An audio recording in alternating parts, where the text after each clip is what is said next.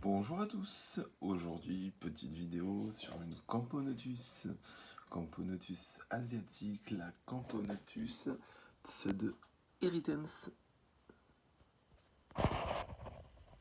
Une jolie petite espèce aux couleurs caramel, avec des majors assez impressionnants pour l'espèce. Et c'est une petite espèce, enfin une moyenne espèce asiatique avec des pattes assez grandes. C'est une espèce qui se maintient un petit peu comme un Camponotus nicobarensis, c'est-à-dire qu'elle a besoin d'humidité. Donc elle a besoin d'humidité, à peu près 70-80%, enfin 70% plutôt. Et c'est une espèce qui se développe bien, qui est moins rapide que Parius ou Nicobarensis, mais ça se développe là, vous pouvez voir dans cette colonie. Et on est déjà bien parti. Elle a une jolie petite couleur caramel, on peut voir.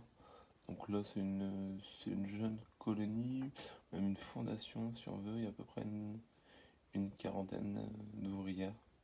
Vous pouvez voir, elles ont des petites couleurs sympathiques.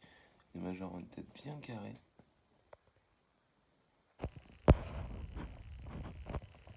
Voilà, je vais essayer de vous faire des belles images, mais c'est pas forcément évident. En plus, là, elles sont toutes agglutinées. Est-ce que c'est mieux ainsi?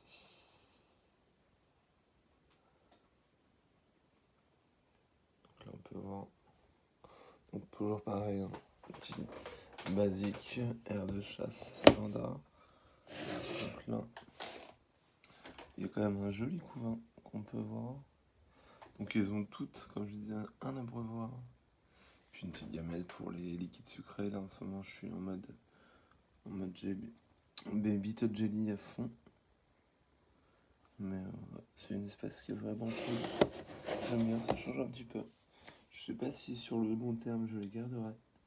Parce que je veux vraiment consacrer aux espèces africaines, comme je vous l'ai dit. Mais c'est une espèce qui est plutôt sympa. Voilà.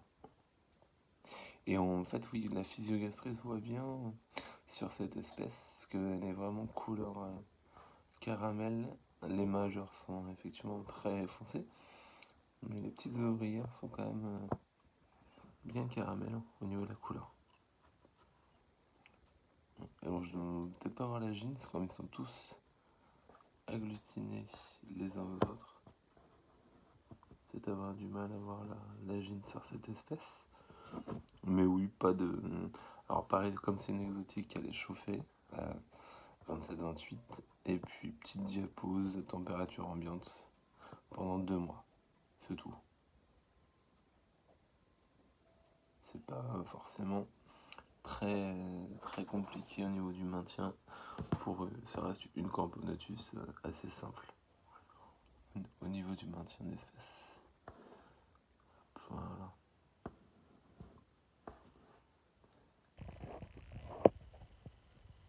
Est-ce que les images seront belles, j'espère.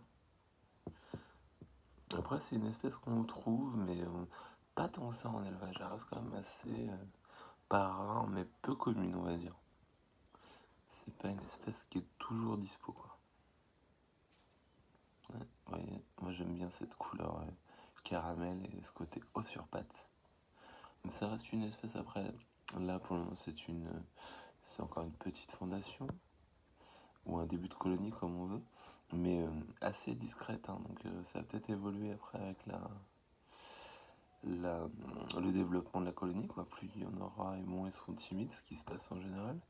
Mais je les trouve quand même discrètes par rapport à d'autres espèces qui sont quand même très actives dès qu'ils sont 30-40 ouvrières.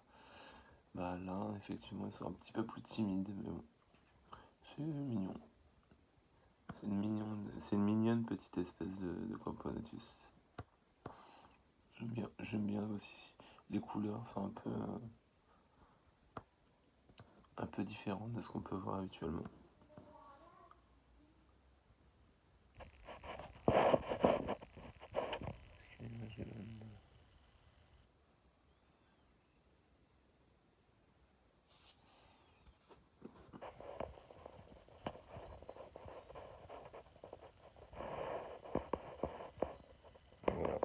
cette espèce. C'était une présentation un peu succincte.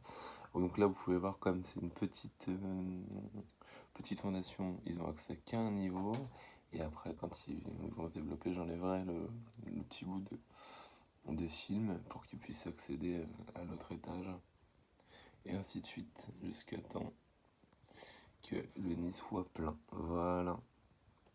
Voilà, c'était une petite vidéo de présentation d'espèces rapide. N'hésitez pas si vous avez des questions ou autres à me le dire.